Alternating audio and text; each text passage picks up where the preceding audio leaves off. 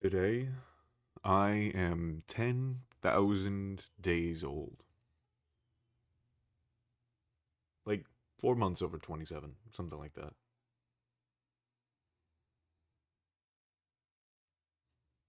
For anyone who doesn't know, I've been counting up to this day for a long time. I started counting my age in days a while ago, and this has always been something on my mind. We've celebrated hundreds, 500s, and thousands. So then I always thought it was the 10,000s, because it being 27 years, you get one or two, three if you're lucky in your lifetime. And not many events are that rare. Today is my 10,000th and first day, so I am officially 10,000 days old. I've passed the transition. Been talking about it on stream for a very long time. Thinking about what it would be like. Thinking about who I'd be by the time I got there. I can't say I'm disappointed. I had so much farther to go, and I got so much farther than I expected. Between me and the goals I wanted to hit, there was so much more distance, and I still got there. I didn't realize it at the time, but my goal was to live as myself, to have back my autonomy, basically. I gave that up when I was a kid in toxic religion. Not that religion really has anything to do with this, it's just the way I lost it. Lots of people give it up for lots of different reasons.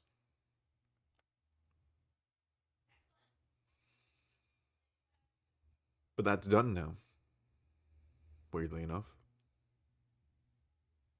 It's funny because I felt this maybe 6 hours before I hit the actual day 10,000.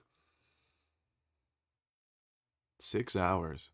Well, that's cutting it close, isn't it? It's been crazy. And I've been kind of sick lately. Sick enough that I haven't been streaming. Still tired.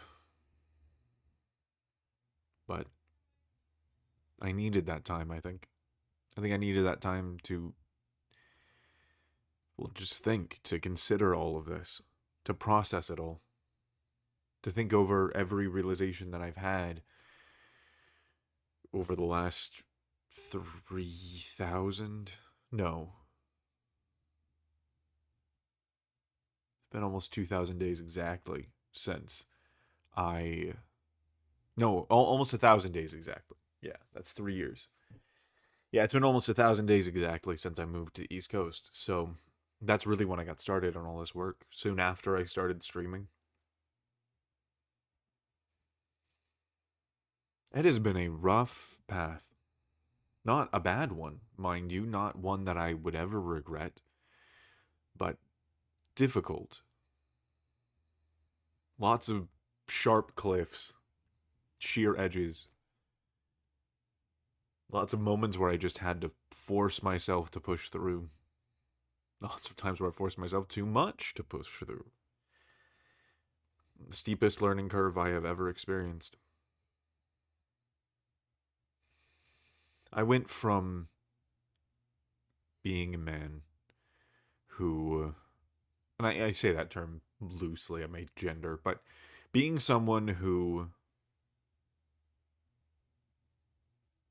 didn't feel free to even think independently, not in line with somebody else's expectations, to having come out to my family, to recording this, all the lessons I've learned about streaming, getting into routine, working out.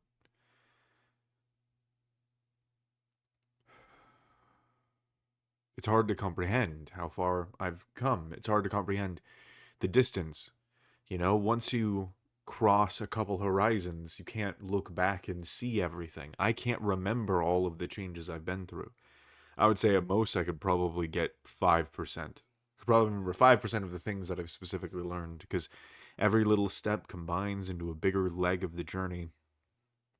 And it doesn't really matter if I remember or not. The point is being here, but in appreciation of everything. I also realized just a couple days ago that this point is really all I wanted from my childhood. It's all I really wanted to grow to be was to live on my own. Now, I had a lot of preconceived notions on what that would mean, like what I had to become in order to get to a point where I can just live without forcing myself to try and be something. None of that was true, but I still got here. I'm glad none of that was true. This is pretty great. I couldn't have gotten here today without stream, without you guys. This has been the perfect opportunity to fight against my traumas. I talked about that early on quite a bit, and quite a bit after the first stream week back in the day. That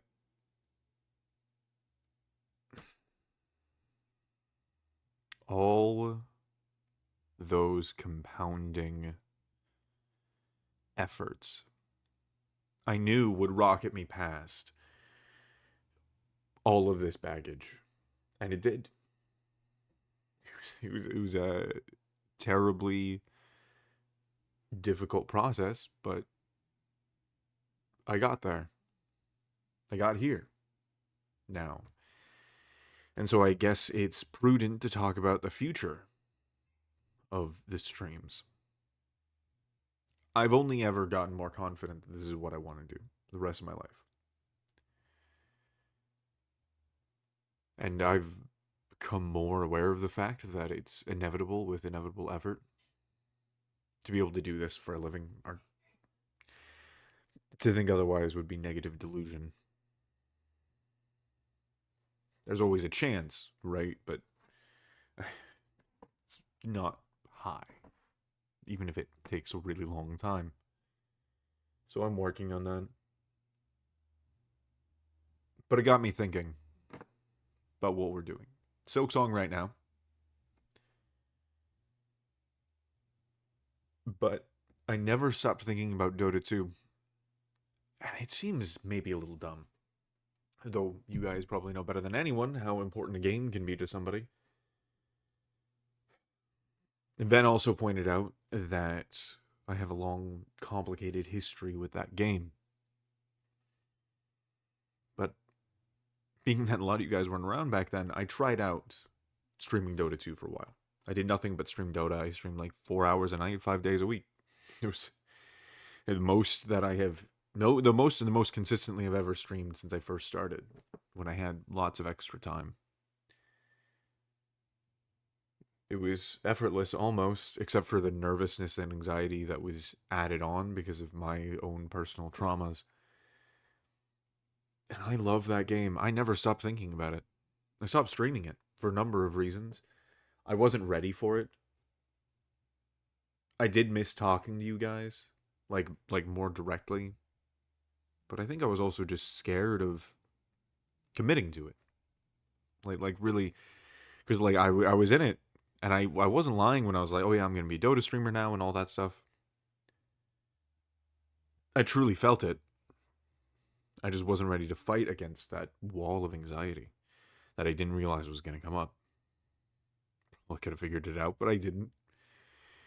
And now I'm left with a question. Do I want to stream Dota? And the answer has been resoundingly yes.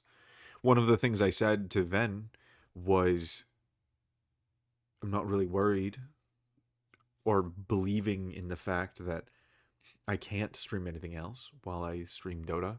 I just know I probably won't want to. Just because I love it that much. I talked about pulling people into it. I kind of did, but I wasn't in a place to lead people. I wasn't taking ownership over my own wants and life nearly enough to do that, to make that connection with people and actually lead them into what is honestly a fat commitment. But I am now. Then also made the point that my ability in streaming and my consistency and style and projection, those have all evolved as well over that time. I honestly don't remember when it was that I streamed Dota. It was a while ago. It was, oh God. Oh, that's so weird to think about. It must have been like a year ago, actually. Really? That long? Because I went back to Rain World at day 9,800. Yeah, 9,800. It's 200 days ago. So it would have been before that. So getting close to a year ago is when I tried Dota, and I have blossomed in that time. When I came back and played Rain World and got most of the modern audience, that was a renaissance for me, and I think I called it as much at the time. Big mental change. And I'm going to keep growing as a streamer indefinitely, I'm sure. There is always more to learn. But I can't dedicate myself to the creative process and living my most best life. And I certainly can't preach it to you guys without playing Dota. I just love it too much. It would be hypocritical and self-destructive. Well, self-sabotaging at the very least. That's what streaming is about, right? Doing the things that you're most passionate about. This is a space for you guys and me to hang out, not for Dota. Dota is just what I'm doing. I'm going to talk about it a lot. I'm going to be focused on it when I'm in a game. But I want you guys to be sure, and I think this is really where I was going with all this. I want you to be sure in the knowledge that this isn't about Dota.